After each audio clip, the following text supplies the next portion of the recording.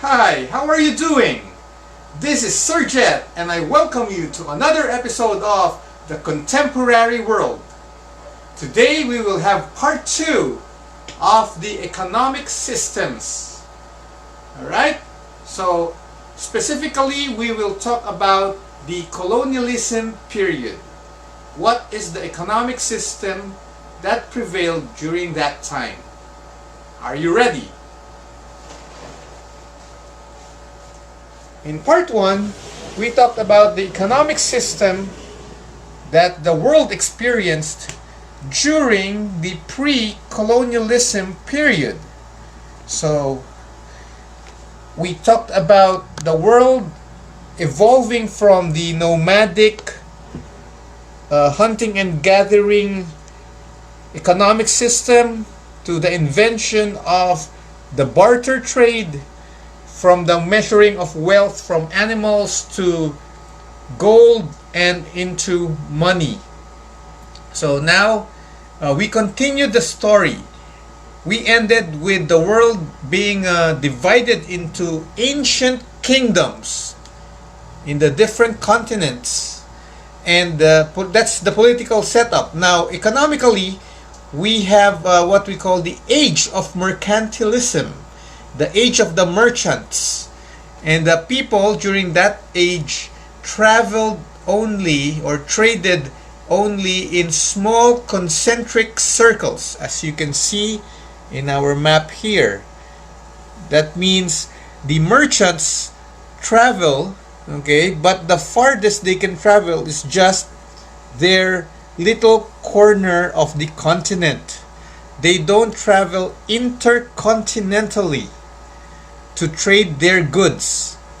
Okay, so for example, here in the Philippines, the merchants here that reaches our shore were just from China and the other parts of Southeast Asia, and probably India, the farthest probably.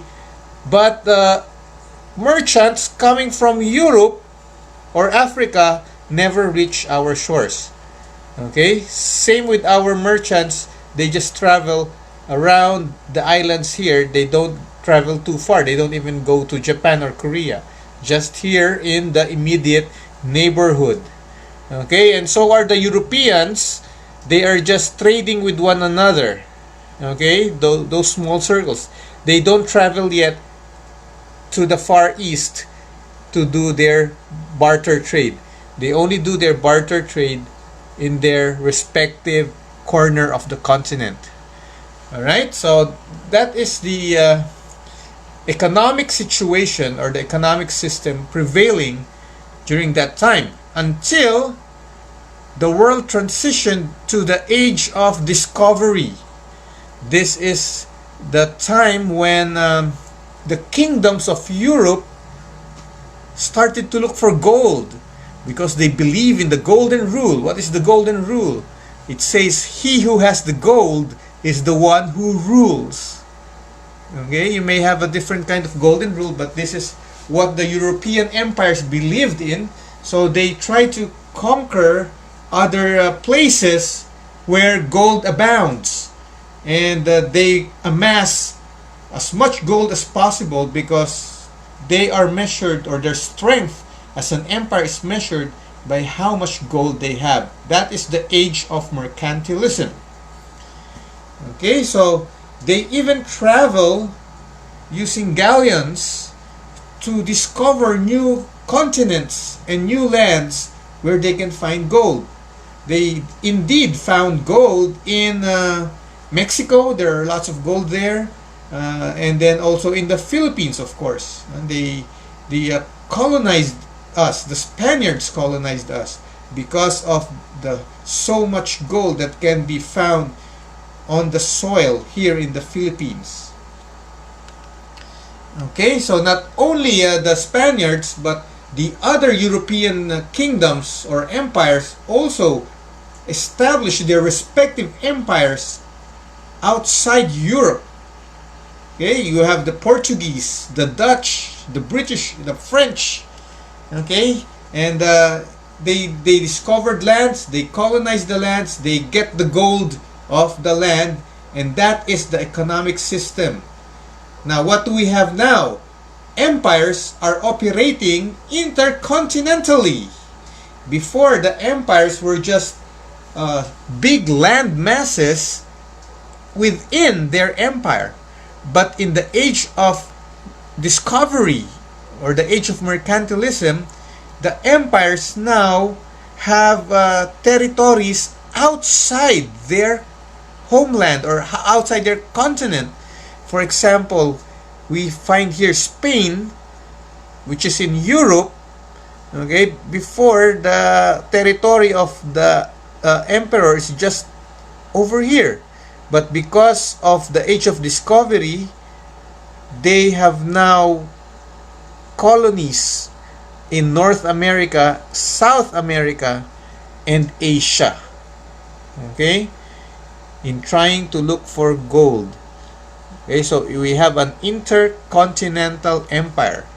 1, 2, 3, 4 continents. Oh, here's a fifth continent, Africa.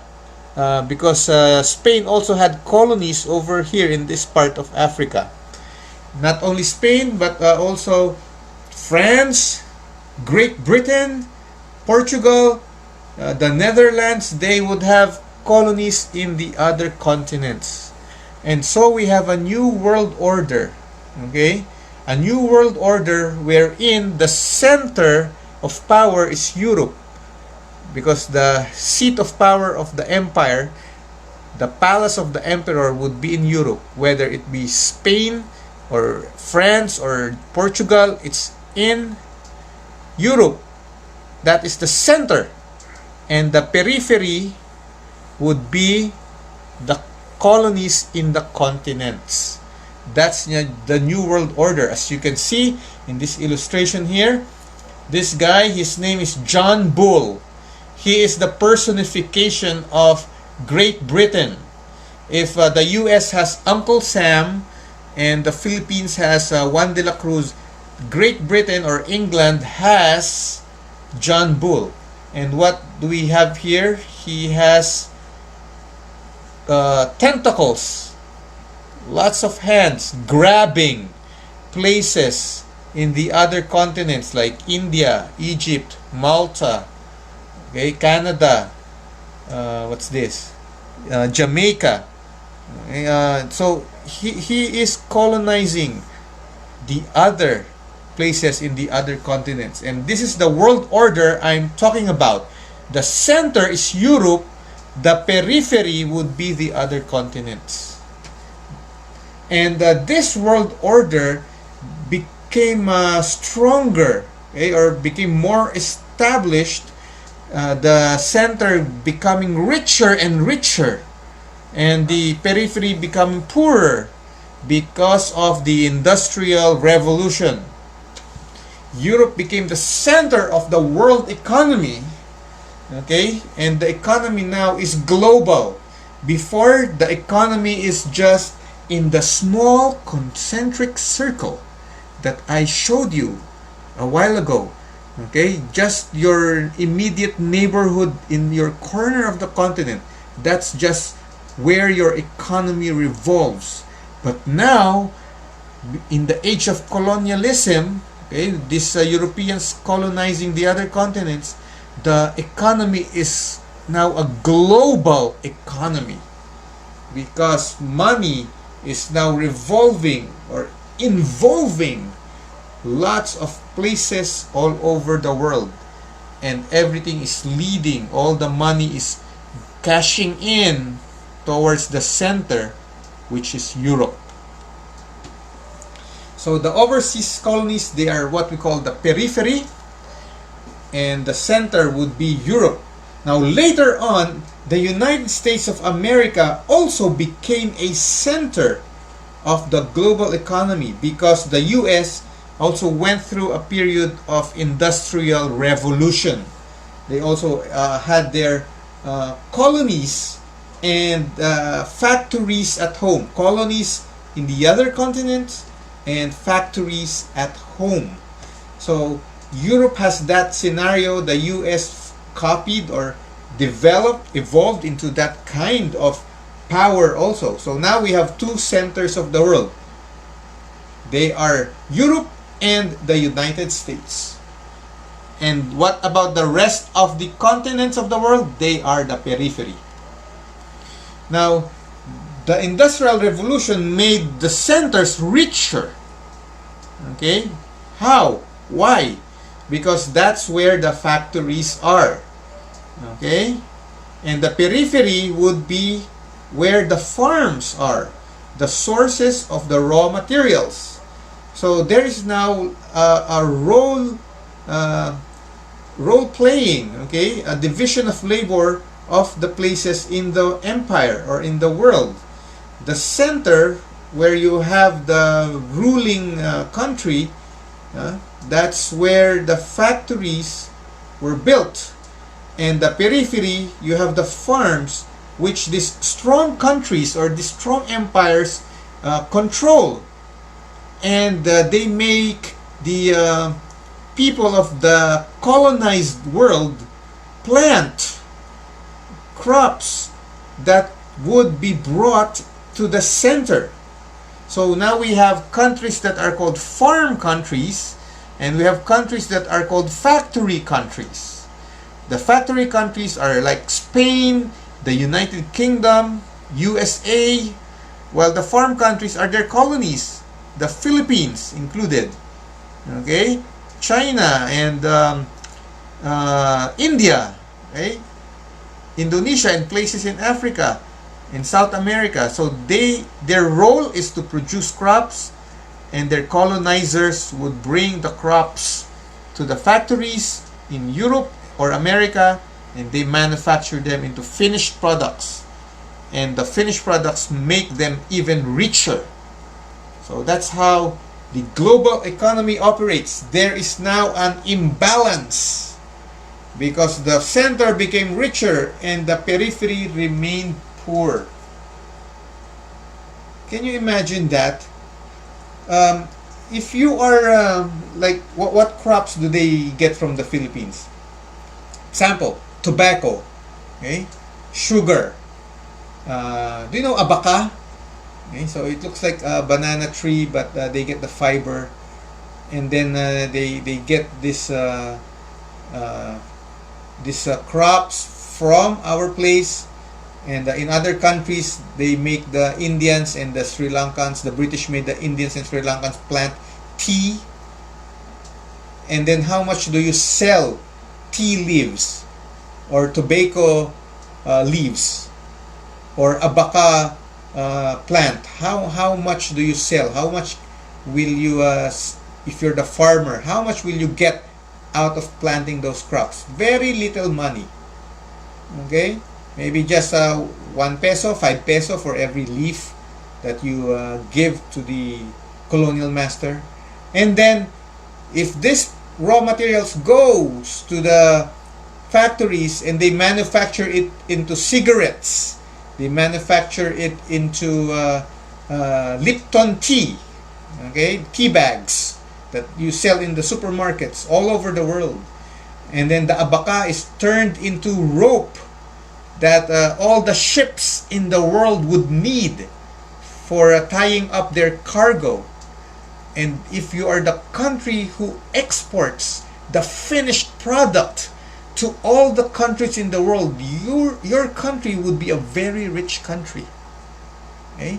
And that's how the European countries became mega rich, because they control the factory and they control the farm countries, while the colonies remain poor because they just sell their products at a very low price to their masters, their colonial masters.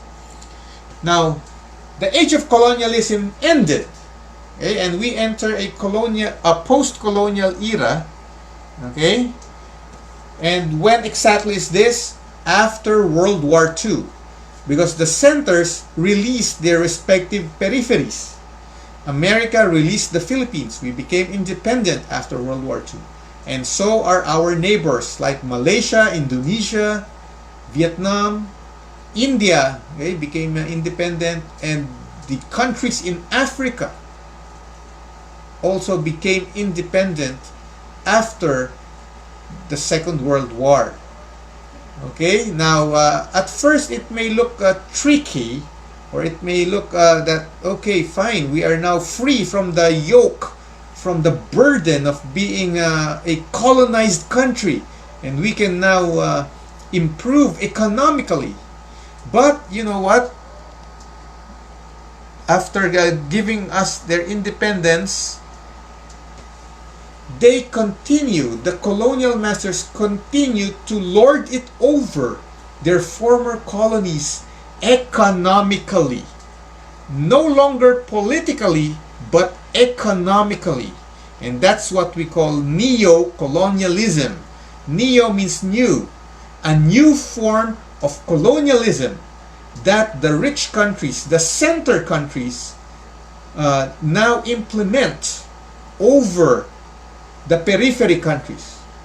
They continue to be factory countries, and the countries that they released remain to be farm countries.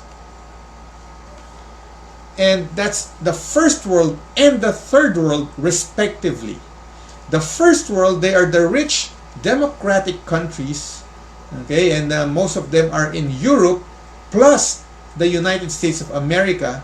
They still have the factories, okay, and the third world, that's us. We are agriculture based economies. We may have factories, but they are very few compared to how many factories there are in the first world. So in the third world, we still work the carabao to plow the farms. Okay? We still produce rice, coconut, abaca. We still produce sugar. We still produce tobacco, and these are products, raw materials that we send to our former colonial masters. Okay, and they manufacture it and sell it as finished products to all the countries of the world, and they still make lots of money out of that. Sugar, this is the raw material. What is the finished product of sugar? We produce it. Cuba produces sugar also. Many South American countries also produce sugar. It's the raw material for candy, chocolates, Coca-Cola. And these products are sold worldwide. So how many countries drink Coca-Cola? The United States make money out of these countries. But where do they get the raw material for Coca-Cola? From the poor farmers of the Philippines. There's a product called copra.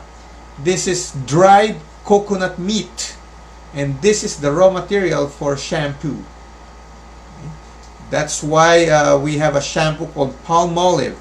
Palm plus olive oil. Okay, palm coming from copra, and they are sold at an expensive price around the world.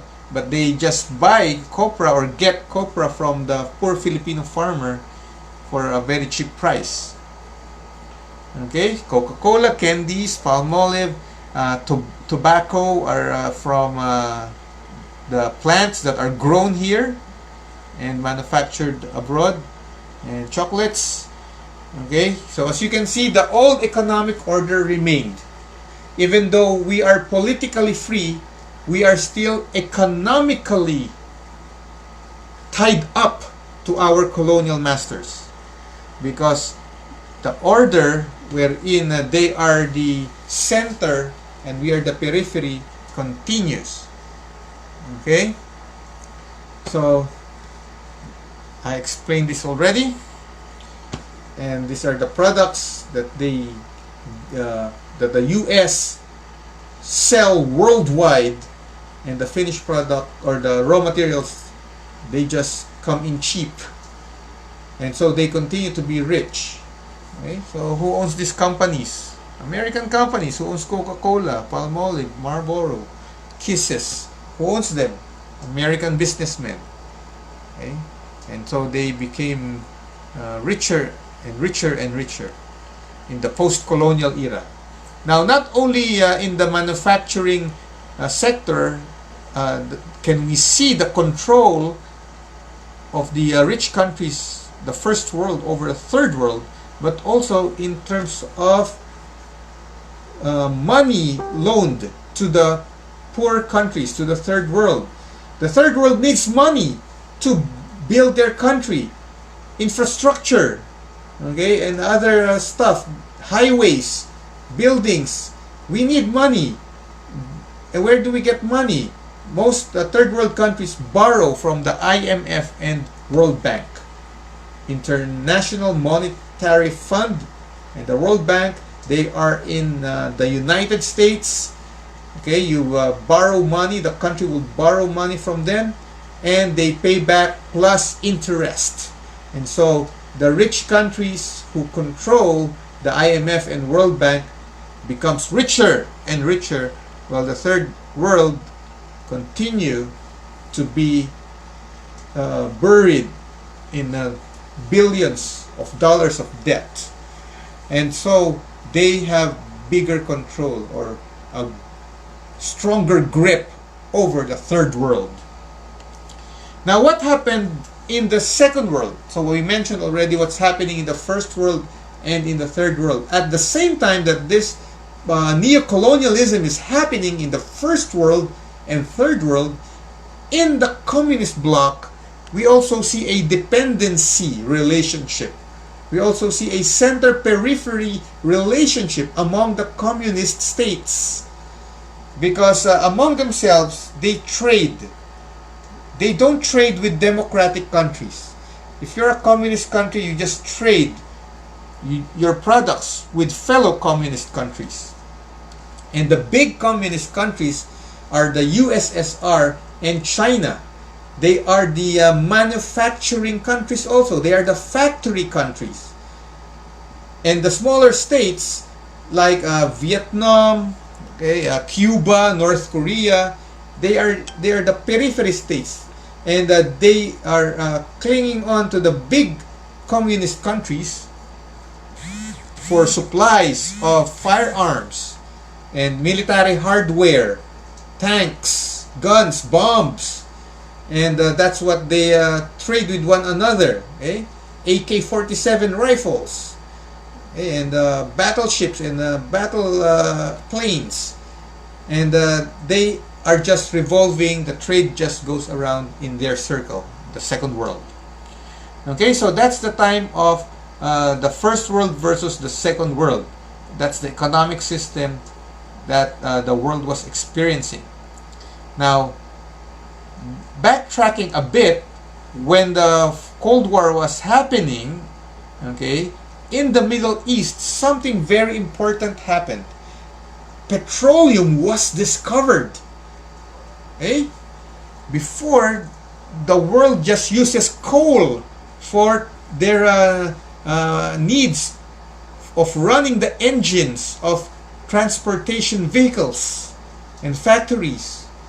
But with the discovery of petroleum, the world changed. Okay, so coal was slowly getting less popular because petroleum became the in thing. And where do they get it? From the Middle East, from countries like Saudi Arabia, Iraq, Kuwait, Iran. Okay, so that's where they got, the world got the oil. Okay, petroleum is what the world calls black gold. It's color black, it's liquid, but the price is like gold. It's very precious. And who has the gold is the one who rules. So later on we will see that the Middle Eastern countries are also rising in power and controlling, getting a bigger control of world economics. Now, the countries in the Middle East were newly independent countries, and they discovered gold in their backyard. They rose to power.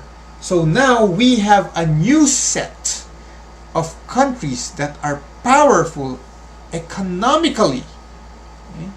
But they are neither first world nor second world. How would you classify Saudi Arabia? They have lots and lots of oil, but they are not first world because Saudi Arabia is not democratic. They are a monarchy, absolute monarchy. They are not first world. They are neither second world because second world means communist, a strong communist country, and Saudi Arabia is not communist. They are a monarchy. And they are neither third world because third world means poor country, and they are not poor because they have lots and lots of petroleum. So how do you classify now these oil producing countries? They are neither first world, second world, nor third world. And they have an organization among themselves called the OPEC. And the OPEC are made up of Arab countries mostly, okay? In the Middle East and North Africa. And the OPEC is a very strong and powerful organization because they can control the prices of petroleum worldwide. Okay? How? By the amount or the quantity of oil they drill in their places. That will make the prices of gasoline all over the world go up or down. If they drill oil too quickly, that means they would have lots and lots of barrels of oil, and that means you have a lot of supply. And you know the law of supply and demand. If you have lots of supply, prices will go down. Okay? And if they drill slowly, so they will have few barrels of oil to sell to the world, and that means we have low supply. What will happen in the law of supply and demand? If you have low supply, prices will go up. So they just drill quickly or they just drill slowly, and they just toy around with the prices of the petroleum products all over the world. They just watch it and observe it with fun and say, okay, we are controlling the world because we have oil. And so we have a very powerful bloc, the OPEC. Okay? The OPEC, the Organization of Petroleum Exporting Countries. That's the meaning of OPEC. So now we have a new world order. Okay? The old order of having first world, second world, third world classification of countries is now outdated because of the OPEC, because of the discovery of oil. So we don't call anymore first world, second world, third world. Okay? And besides, communism also collapsed in the 1990s. So we have a rich group of countries that are petroleum-based economies, and they are neither first world, second world, third world. And then we have the communist countries giving up the idea of communism politically, okay? But economically, they are now a hybrid of some sort, okay? Because they have allowed what the first world is doing, like capitalism, is now being practiced in the former communist countries. So what now? The world, this system is now outdated, and so the world has now a new way of labeling countries. And it's just two groups that we have: the developed countries and the developing countries. Okay, developed countries, these are the countries that are rich. They are the controllers of the economies of other countries, and then they have manufacturing. They have oil. Okay, their economies are based on manufacturing and the petroleum, while the developing countries are not like the developed countries. They are primarily agriculture-based economies. And they're the former colonies, they're the former third world countries. And so we call them the developing countries. Now, where do we belong? The Philippines. Obviously, we belong to the developing countries. So this is the New World Order that developed or evolved after the age of colonialism. And that is the end of part 2 of our episode. So, what do we have now? Let's have a review. What have we accomplished today? We have seen the world transition from the colonial setup, wherein we have the center-periphery relationship. European powers, center. The other continents, the colonies, they are the periphery. They transitioned to the industrial revolution. And then they even became stronger. I'm talking about the European powers. And later on, America mixed it up with them. America became also a world power. And then later on, the economy transitioned. The third world became, the colonies became the third world because they became free, independent states. But their colonial masters continue to lord it over economically. And then we have the OPEC rising and changing the landscape once again. It's no longer first world, second world, third world that we have, but developing, developed world.